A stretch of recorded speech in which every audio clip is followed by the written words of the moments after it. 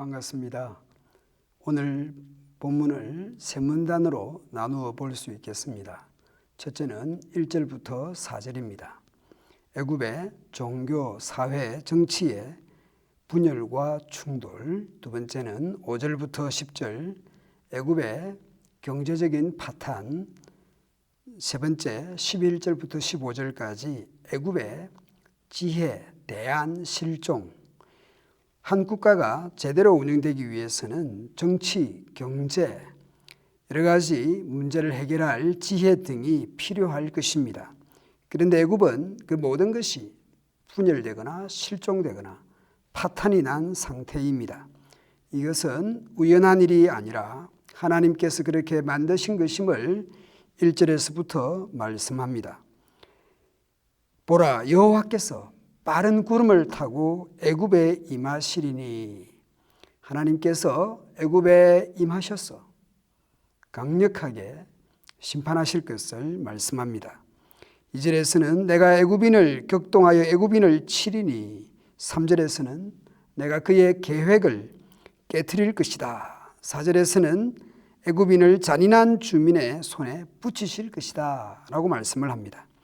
2절을 보면 서로 칩니다. 내분입니다. 형제는 가정이겠고 이웃은 마을일 것입니다. 그런 분열과 갈등이, 싸움이 성읍으로, 나라로 확대가 됩니다. 가정 내에서, 마을 내에서, 마을과 마을이, 성읍과 성읍이, 나라가 서로 분열하여 싸웁니다. 그것이 하나님께서 애굽을 치신 결과입니다. 오늘 우리의 가정과 집안, 우리의 이웃, 우리의 교회, 우리나라는 어떻습니까? 작게는 부부간에, 부모와 자녀간에, 국내의 동서간에, 세대간에, 남북간에 싸우고 분열하는 것은 불행한 일입니다. 하나님께서 애굽을 치시니 경제적인 상황은 또 어떻습니까? 19장 5절부터 10절에 표준 세번역으로 보면 반복되는 단어가 있습니다. 나일강입니다. 강, 나일강. 나일강, 강바닥, 강, 시냇물. 나일강, 나일강, 나일강. 나일강은 애굽의 생명줄입니다. 젖줄입니다. 경제의 원동력입니다. 그 나일강이 마르고 악취가 나고 그래서 강변에 각종 식물과 나무가 말라서 사라집니다. 그리고 강이 마르고 나니까 어부도 망합니다. 식물과 나무도 말라서 사라지니 배 짜는 사람들도 고통합니다. 다르게 보면 결과적으로 먹고 입는 문제가 해결이 안 되는 심각한 상황으로 치닫습니다. 애굽이 의지하던 지도자도 나일강도 끝장이 나니 애굽은 완전히 망하게 됩니다.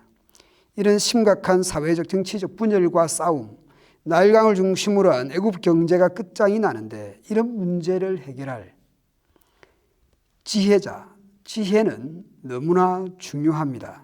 심각한 문제가 발생했을 때에 그 문제를 해결할 그런 대안이라든지 그런 해결책이라든지 그런 지혜자가, 그런 지도자가 절실합니다. 코로나19 같은 이런 세계적인, 국가적인, 사회적인 이런 재난과 상황에서 지혜자는 그런 해결책을 마련하는 것은 너무나 중요하잖아요. 그런데 애굽의 이런 극심한 재난과 심판 앞에 지혜나 지혜자가 있습니까?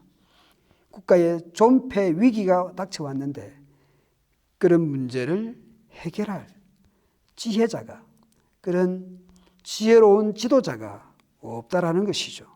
11절부터 보면 소환의 지도자인 너희는 어리석기만 하고 지혜롭다고 하는 바로의 자문위원인 너희도 어리석은 제안만을 하고 있으니 어찌 바로에게 너희가 옛 현원들과 옛 왕들의 후예라고 감히 말할 수 있겠느냐?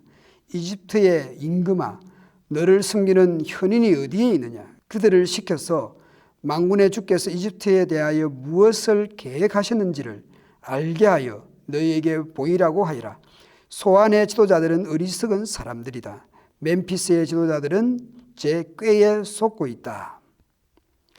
스스로 지혜 있다고 하니 12절에서 만군의 주께서 이집트에 대하여 무엇을 계획하고 계시는지 알게 해보라고, 그렇게 한번 시험해 보라고 말씀합니다.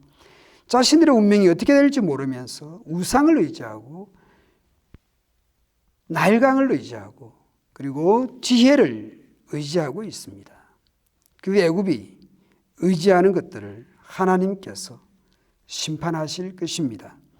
애굽의 운명이 이런 상황인데도 애굽과 동맹을 맺어서 반아수르 정책으로 유다를 지켜내겠다라고 하는 것이 얼마나 어리석은 것인지, 자신의 운명도 모르고 자신의 코가 석자인데 그런 애굽인데 그러한 애굽과 동맹을 맺어서 아니면 그러한 애굽을 의지해서 나라를 지킨다라는 것이 얼마나 어리석은지. 오늘 내가 의지하고 또 의지하려는 것이 무엇입니까? 나의 수완이나 능력, 나의 경제력, 나의 지식이나 머리, 스펙, 이런 그 외에 또 무엇이 있습니까? 그것이 무엇이든지 간에 내가 중요하게 여기고 내가 가치 있게 여기고 내가 붙들려고 하는 그런 것들이 한낱 일장 춘몽에 불과하고 종이 조각에 불과한 것임을, 그런 것들을 또한 내가 의지하고 자랑하였다라는 것을 우리가 한날 깨닫게 될 것입니다. 그 전에 우리는 하나님의 경고, 하나님의 말씀, 하나님의 뜻으로 내 자신을 점검해야 합니다. 내가 딛고 서 있는 자리, 나를 지켜주는 그러한 주위의 여러 가지 것들, 내가 나아가고자 하는 삶의 목표와 방향이 어디로 향하고 있는지 하나님 말씀과 하나님의 교훈을 가지고 우리는 점검해야 합니다. 그렇게 해서 말씀의 자리, 믿음의 자리로 우리는 돌이켜야 할 것입니다. 오늘 내가 서 있는 자리, 내가 바라보고 있는 방향을 우리가 말씀 안에서 날마다 확인하며 하나님 중심, 말씀 중심, 교회 중심으로 살아가는 저와 여러분 되기를 축원드립니다.